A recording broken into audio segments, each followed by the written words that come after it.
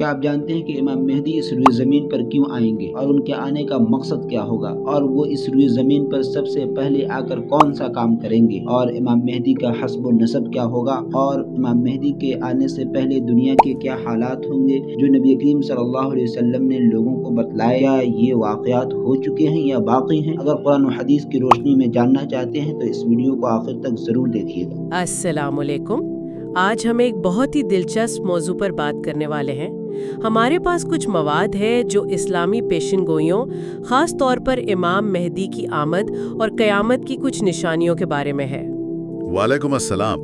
جی بالکل، اور یہ جو ذرائع ہیں ہمارے پاس، یہ زیادہ تر احادیث پر مبنی ہے، یعنی نبی کریم صلی اللہ علیہ وسلم کے اقوال، اور خاص طور پر اہل سنت والجماعت کا جو نقطہ نظر ہے وہ ان میں نمایاں ہے۔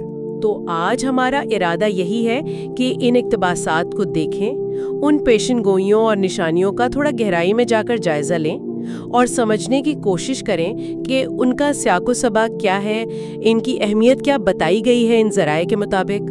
جی بالکل، کوشش یہی ہوگی کہ جو تفصیلات ان تحریروں میں ہیں ان پر بات کی جائے۔ چلیں تو پھر امام مہدی کے ذکر سے ہی شروع کرتے ہیں۔ یہ جو مواد ہے ہمارے پاس، اس کے حساب سے اہل سنت والجماعت کا بنیادی عقیدہ کیا ہے اس بارے میں؟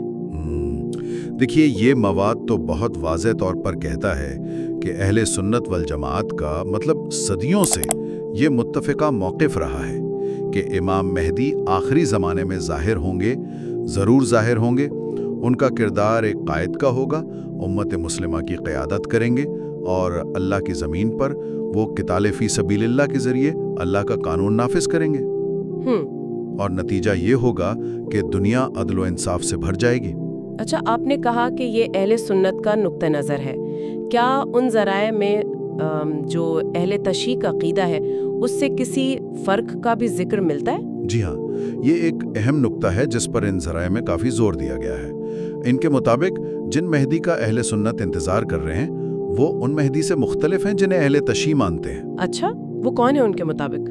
اہل تشیع کے نزدیک وہ امام حسن عسکری کے بیٹے ہیں، اور وہ سمجھتے ہیں کہ وہ سمارا کی پہاڑیوں سے مطلب غائب ہیں اور وہیں سے ظاہر ہوں گے۔ تو یہ ذرائع واضح کرتے ہیں کہ یہ دو الگ الگ تصورات ہیں۔ اور یہ بھی ذکر ہے کہ علماء نے باقاعدہ کتابیں لکھی ہیں اس دوسرے نظریے کے رد میں۔ ٹھیک، ظاہر ہے ہم تو یہاں صرف وہ بتا رہے ہیں جو ان ذرائع میں لکھا ہے، کسی کی طرفداری یا تردید ہمارا مقصد نہیں۔ نہیں، بالکل، یہ وضاحت ضروری تھی۔ اچھا، اب آگے بڑھتے ہیں۔ امام مہدی کے نسب کے بارے میں کیا معلومات ملتی ہیں ان ذرائع میں؟ نسب کے حوالے سے کئی احادیث کا ذکر ہے۔ ایک تو حضرت سلمہ رضی اللہ عنہ کی روایت ہے۔ وہ فرماتی ہیں کہ انہوں نے رسول اللہ صلی اللہ علیہ وسلم کو یہ فرماتے ہوئے سنا کہ مہدی میرے اہل بیت سے ہوں گے، حضرت فاطمہ رضی اللہ عنہ کی اولاد میں سے۔ اچھا، یعنی براہ راست نبی کریم صلی اللہ علیہ وسلم کے خاندان سے، حضرت فاطمہ رضی اللہ عنہا کی نسل سے۔ جی بالکل۔ اور ایک اور روایت ہے جو حضرت علی رضی اللہ عنہ سے منسوب ہے۔ جی، وہ ان کے بیٹے حضرت حسن رضی اللہ عنہ کے بارے میں ہے۔ ابو داؤد شریف کا حوالہ دیا گیا ہے کہ حضرت علی رضی اللہ عنہ نے ایک بار اپنے بیٹے حضرت حسن کی طرف اشارہ کر کے فرمایا کہ میرا یہ بیٹا سید ہے، یعنی سردار۔ جیسا کہ نبی کریم صلی اللہ علیہ وسلم نے انہیں کہا تھا۔ جی، جیسا کہ نبی کریم صلی اللہ علیہ وسلم نے انہیں نام دیا تھا۔ پھر انہوں نے فرمایا کہ مستقبل میں ان کی نسل سے، یعنی حضرت حسن رضی اللہ عنہ کی نسل سے ایک شخص پیدا ہوگا، اس کا نام تمہارے نبی صلی اللہ علیہ وسلم کے نام پر ہوگا، محمد۔ اچھا، اور وہ اخلاق میں، عادات میں وہ نبی کریم صلی اللہ علیہ وسلم سے بہت ملتا جلتا ہوگا، لیکن جسمانی ساخت میں یعنی شکل و صورت میں ہو بہو ویسا نہیں ہوگا، اور یہ کہ وہ زمین کو عدل سے بھر دے گا۔ یہ تو کافی تفصیلی بات ہے۔ کیا ان کے حلیے کے بارے میں، یا آپ نے کہا 7 سال حکومت کریں گے، اس پر کچھ مزید روشنی پڑتی ہے؟ جی، ایک اور حدیث ہے، حضرت ابو سعید خدری رضی اللہ عنہ سے روایت ہے، یہ بھی ابو داؤد شریف میں ہی ہے۔ اس میں نبی کریم صلی اللہ علیہ وسلم نے فرمایا کہ مہدی میری ہی اولاد سے ہوں گے، ان کی پیشانی کشادہ ہوگی، روشن، ناک بلند اور ستواں یعنی خوبصورت نقشے والی۔ ٹھیک، اور پھر وہی بات دہرائی کہ وہ زمین کو عدل و انصاف سے بھر دیں گے، بالکل اسی طرح جیسے وہ پہلے ظلم و زیادتی سے بھری ہوئی تھی۔ اور مدت؟ جی، اس حدیث میں ان کے دور حکومت کی مدت 7 سال بتائی گئی ہے۔ 7 साल, ये सुनने में तो लगता है कि शायद ज्यादा तवील दौर ना हो, लेकिन यकीनन बहुत अहम होगा। जी, बज़ाहिर यही लगता है। उन रिवायात की बुनियाद पर नसब के बारे में एक और बात कही जाती है, हुस्नी और हुसैनी होने की। उसकी क्या वजाहत है? हाँ, इन ज़राए में शरह अबू दाऊद औनुल माबूद का हवाला देकर ये बात लिखी गई है कि इमाम मेहदी वालिद की तरफ से हज़रत हसन रज़ी अल्लाह अन्हु की औलाद से होंगे।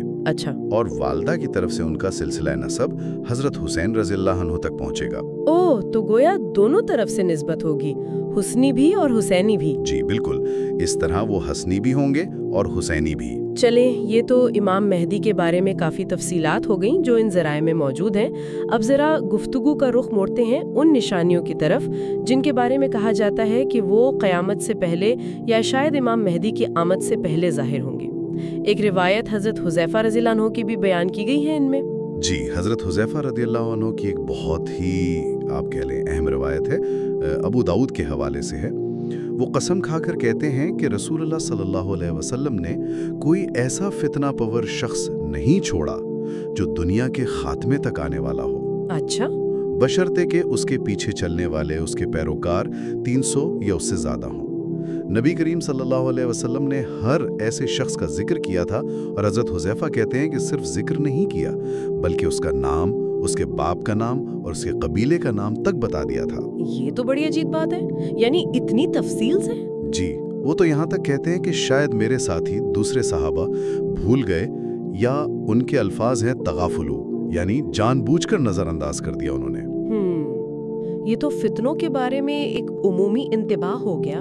क्या किसी खास, किसी बड़ी निशानी का भी तफसीली जिक्र है इन ज़राए में? हाँ बिल्कुल है, एक बहुत ही गैर मामूली निशानी है जिस पर काफी तफसील से बात की गई है, और वो है हिजाज से निकलने वाली आग। हिजाज से आग?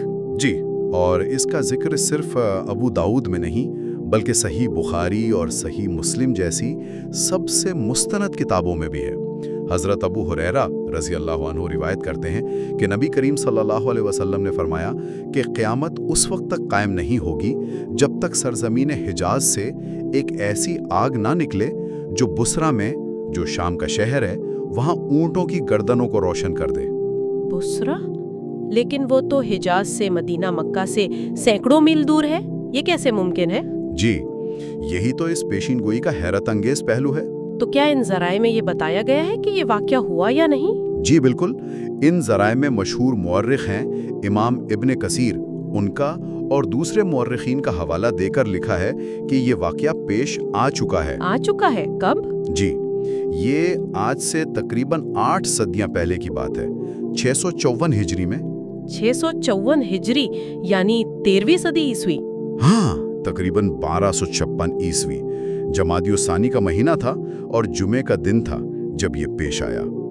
बताया जाता है कि ये आग मदीना मुनव्वरा के करीब कुछ वादियों से निकली थी और तकरीबन 1 महीने तक रोशन रही। 1 महीने तक? ये कैसी आग थी? मतलब आम आग की तरह? नहीं, जो तफसीलात लिखी हैं उनसे तो बिल्कुल आम आग नहीं लगती। लिखने वालों ने उसे एक चलते फिरते शहर की तरह बताया है जिसमें कले नजर आते थे, मीनार नजर आते थे। एक शहर की तरह? जी, और उसकी वुसअत, लंबाई 4 फरसख, चौड़ाई 4 मील, मतलब कई मीलों पर फैली हुई थी। कहा जाता है कि ये इतनी शदीद थी कि जिन पहाड़ों से गुजरती थी उन्हें पिघला देती थी, शीशे या मोम की तरह। या अल्लाह! और इसमें से गरज जैसी बड़ी खौफनाक आवाजें आती थी और ये दरिया की लहरों की तरह मौजें मारती थी। सुर्ख और नीले रंग की नजर आती थी, जैसे दरिया बह रहे हों। ये तो सुनने में ही बहुत हौलनाक लग रहा है। क्या इसने मदीना शहर को कोई नुकसान पहुंचाया? करीब थी, आपने कहा। यही तो हैरानकुन बात है। ज़राए बताते हैं कि जब ये आग मदीना मुनव्वरा के बिल्कुल करीब पहुंची तो उसकी तपिश खत्म हो गई और उसकी तरफ से जो हवा आ रही थी वो ठंडी थी। इसने शहर को कोई नुकसान नहीं पहुंचाया। ये तो अजीब मौजज़ा लगता है। बिल्कुल, बल्कि एक और अजीब बात लिखी है कि इसकी रोशनी इतनी ज्यादा थी, इतनी तेज कि मदीना के लोग रातों को उसकी रोशनी में कामकाज करने लगे थे। यूं समझे जैसे दिन निकला हुआ हो। रात में? जी, रात में। और इस दौरान चांद और सूरज की अपनी रोशनी भी मांद पड़ गई थी। यहाँ तक लिखा है कि मक्का मुकर्रमा से और यमामा से भी ये रोशनी दिखाई देती थी। और वो बुसरा वाली बात कि ऊंटों की गर्दनें रोशन हो गईं, کیا اس کی کوئی تصدیق ہوئی؟ جی، ان ذرائع میں امام ابن کثیر کی کتاب البدایہ والنہایہ کا حوالہ دیا گیا ہے کہ بصرہ میں جو لوگ اس وقت موجود تھے انہوں نے بعد میں گواہی دی کہ ہاں، ہم نے اس رات حجاز کی طرف سے آتی روشنی میں اپنے شہر کے اونٹوں کی گردنوں کو صاف دیکھا تھا۔ تو گویا یہ حدیث کی پیشین گوئی کی تصدیق سمجھی گئی؟ جی، اسے بالکل اسی طرح لیا گیا۔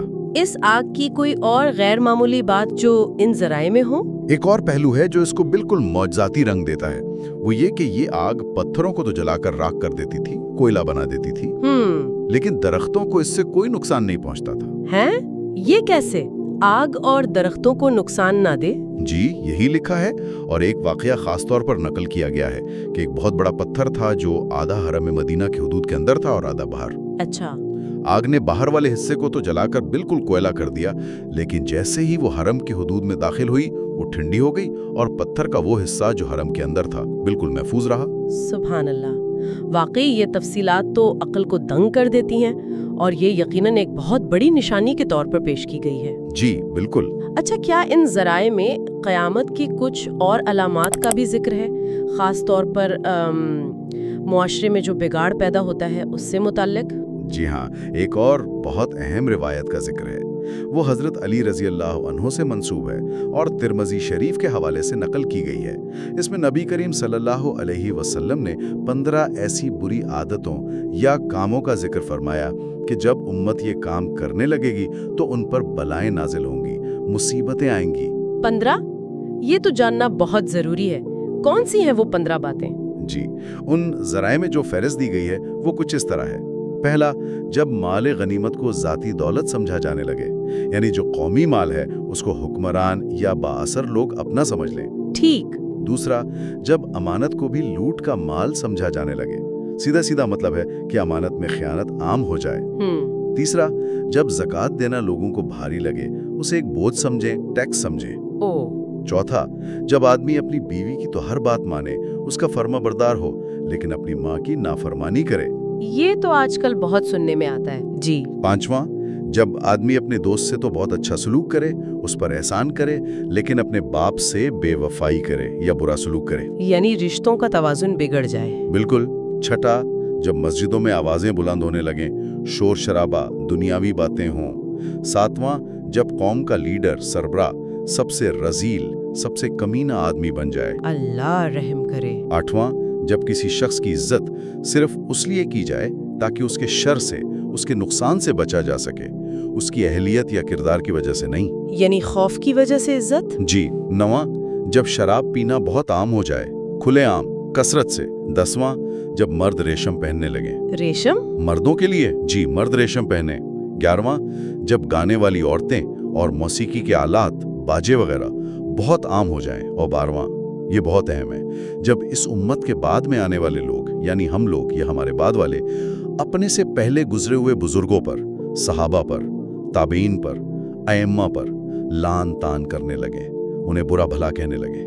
یہ تو 12 ہوئی، آپ نے 15 کہا تھا، باقی 3؟ معاف کیجیے گا، اصل روایت میں شاید 12 کا ہی ذکر ہے، یا ممکن ہے ماخذ میں اتنی ہی نقل کی گئی ہوں۔ البتہ متن میں 15 خصلتیں کا لفظ استعمال ہوا ہے، لیکن فہرست میں 12 بیان ہوئی ہیں۔ اچھا، چلیں، یہ 12 بھی کچھ کم نہیں ہے، یہ تو پورے معاشرے کی تصویر کشی کر رہی ہیں، انفرادی، خاندانی، سماجی، دینی، ہر سطح پر گراوٹ کی۔ جی بالکل۔ تو جب یہ سب کچھ عام ہو جائے تو پھر نتیجہ کیا نکلے گا؟